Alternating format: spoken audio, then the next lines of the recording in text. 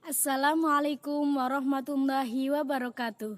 Kembali lagi dengan saya Hanidah Asmul Aziz, mahasiswi STAI Tambihul Khofilin Banjarnegara. Pada kesempatan yang sangat bahagia ini dan di bulan yang berkah ini, yaitu di bulan suci Ramadan, walaupun kita masih dalam keadaan kuliah online, tetapi kita harus tetap semangat belajar. Nah, mari kita belajar tentang legal drafting. Apa sih itu legal drafting? Legal drafting merupakan gabungan dari dua kata, yaitu legal dan drafting. Legal berarti segala sesuatu yang sesuai dengan ketentuan hukum, sedangkan drafting adalah perancangan. Jadi, legal drafting dapat diartikan sebagai perancangan hukum dalam menentukan peraturan-peraturan. Seperti contohnya, pemerintah yang membuat peraturan perundang-undangan, hakim yang membuat keputusan pengadilan yang mengikat publik, atau swasta yang membuat peraturan atau ketentuan privat seperti tentang kontrak ataupun kerjasama. Legal drafting merupakan konsep dasar dari penyusunan peraturan perundang-undangan yang di dalamnya berisi tentang kajian ilmiah atau naskah awal peraturan perundang-undangan yang diusulkan. Dalam disiplin ilmu HTN, dikenal cabang pengetahuan ilmu pengetahuan perundang-undangan yang merupakan kombinasi dari ilmu normatif dan ilmu empiris. Yang di dalamnya kita akan belajar tentang teori perundang-undangan dan ilmu perundang-undangan. Apa sih bedanya teori perundang-undangan dan ilmu perundang-undangan itu?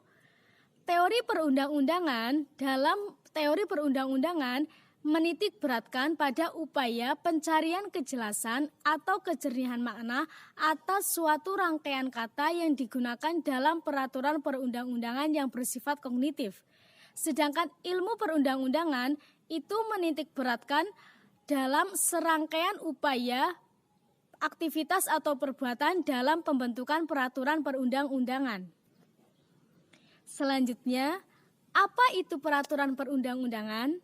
Nah, dalam Undang-Undang Nomor 12 Tahun 2011 Pasal 1 tentang pembentukan peraturan perundang-undangan, di situ dijelaskan peraturan perundang-undangan adalah peraturan yang tertulis, yang di dalamnya memuat norma hukum yang mengikat secara umum.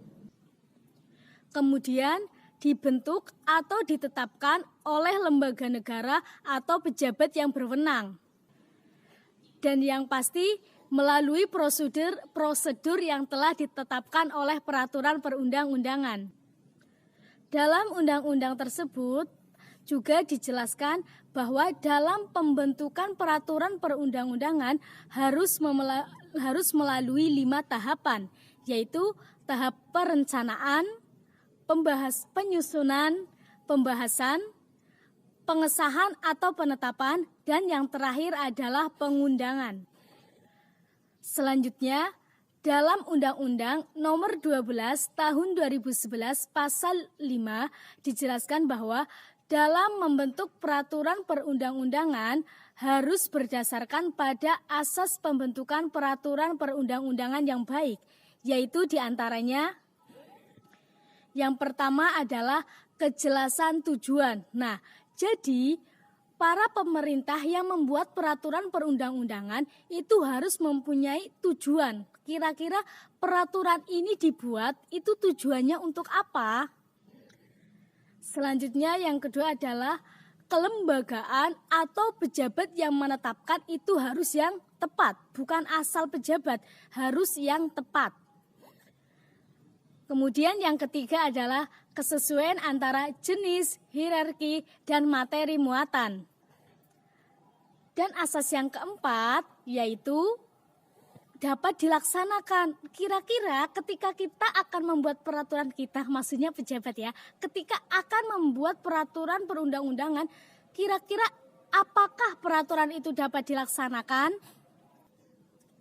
Selanjutnya adalah kedayagunaan dan kehasilgunaan.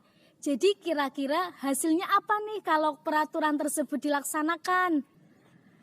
Dan yang keenam adalah kejelasan rumusan. Jadi perumusannya itu harus jelas. Dan yang terakhir adalah keterbukaan. Dalam membuat peraturan perundang-undang, sebaiknya kita harus membuat kerangkanya juga, yaitu yang berisi tentang yang pertama adalah judul. Dan yang kedua adalah pembukaan, yang di dalamnya berisi tentang menimbang landasan yuridis, sosiologis, filosofis, dan berisi mengingat. Kemudian selanjutnya adalah batang materi muatan. Batang materi muatan, yaitu yang di dalamnya berisi tentang ketentuan umum, materi pokok yang ditentukan atau yang akan dibuat peraturan, kemudian ketentuan pidana, ketentuan lain-lain, ketentuan peralihan, dan ketentuan penutup. Yang keempat, penutup. Kemudian yang kelima, penjelasan jika itu diperlukan. Dan yang terakhir adalah lampiran, itu juga diperlukan. Nah, sekian pertemuan kita pada kali ini tentang legal drafting. Semoga apa yang telah saya sampaikan bermanfaat bagi kita semua, khususnya bagi saya pribadi. Terima kasih telah menonton video ini. Saya ucapkan minal aidin wal faizin, mohon maaf lahir dan batin. Oh iya, bagi kalian yang ingin menjadi ekonom sukses, jangan lupa kuliah di STAI Tambihul Khofilin Banjarnegara. Sampai jumpa. Wassalamualaikum warahmatullahi wabarakatuh.